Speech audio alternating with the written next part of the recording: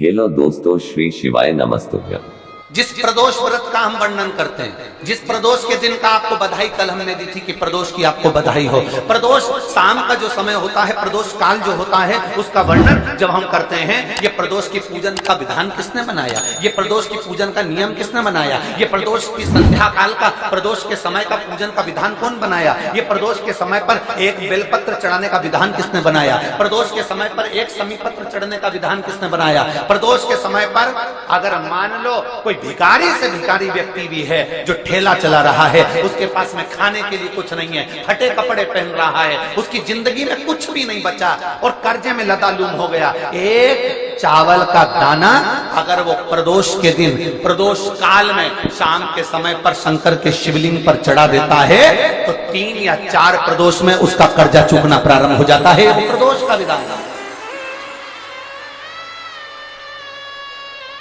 इतना ये प्रदोष का वर्णन करा किसने, इतना प्रदोष की महत्वता बताई किसने,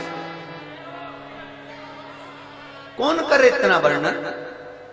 अगर प्रदोष की महत्वता बताने वाला कोई है, इसीलिए मेरे शंकर भगवान माता सती को लेकर कुंभज ऋषि के यहाँ, अगस्त ऋषि के यहाँ कथा सुनने के लिए गए थे, क्योंकि उनके बराबर कोई शंकर के महत्व को बता नहीं सकता और प्रदोष के महत्व को नहीं बता सकता। सती मैया को प्रदोष का महत्व बताने के लिए शंकर सती जी को लेकर कुंभज बाबा के यहाँ गए थे, अगस्त ऋषि, कि प्रदोष के महत्व को तो जानो सती,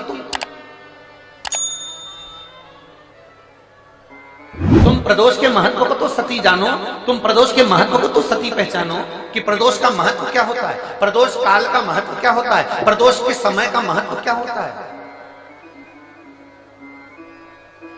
जिस समय पर सूरज डूब रहा हो, चंद्र प्रकाशित हो रहा हो, दोनों का मेल हो रहा हो,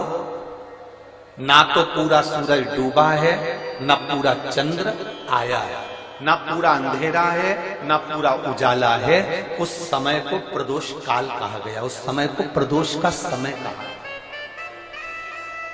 प्रदोष काल कहा। अब कई लोग हमसे कहते हैं, गुरुजी आप हमको प्रदोष का समय बताया करो कि प्रदोष काल किसको कहते हैं, प्रदोष का समय किसको कहते हैं। अब एक बात हम आप सबसे कहना चाहते हैं, जितने लोग आस्था चैनल पर सुन रहे हैं, जितने फेसबुक यूट्यूब पर सुन रहे हैं और जितने रेवाड़ी की इस पवित्र धरा पर कथा को सुन रहे हैं, आप सबसे एक बात कहना चाहेंगे, अगर हम समय देखकर बताएं आपको कि शाम को 6 बजे, 6:30 बजे, 6:30 पे लेकर 7:30 के बीच में ये समय है, या 5:30 से लेकर 6:30 तक का ये समय है, या हम तुमको बोल दें कि इतनी बजे ये समय प्रदोष काल का रहेगा या इतनी बजे ये समय रहेगा, तो देखिए कभी कभी ठंड का समय आता है तो दिन जल्दी ढल जाता है, कभी कभी गर्मी का समय रहता है तो दिन बहुत लेट ढलता है।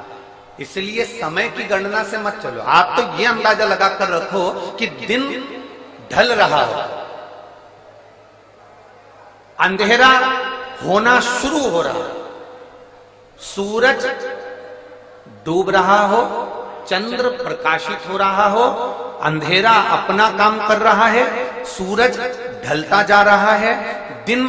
कम होते चले जा रहा है और अंधेरा थोड़ा बढ़ते चले जा रहा है। इन दोनों का जो मिलन का समय हो, अब वो कितनी भी बजे, आप तो बस उसके मिलन का समय निकाल लो, वही समय प्रदोष काल कहलाता है, वही समय प्रदोष।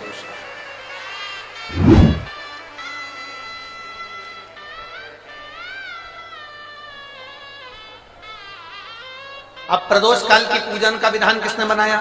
कोई आपसे पूछे तो क्या बताओगे, जम के बोलो जल्दी से, कौन ने बताया था, अगस्त ऋषि। सब श्री शिवाय नमस्तुभ्यम। गुरु जी के उपाय और जानने के लिए हमारे चैनल को सब्सक्राइब जरूर करें। धन्यवाद।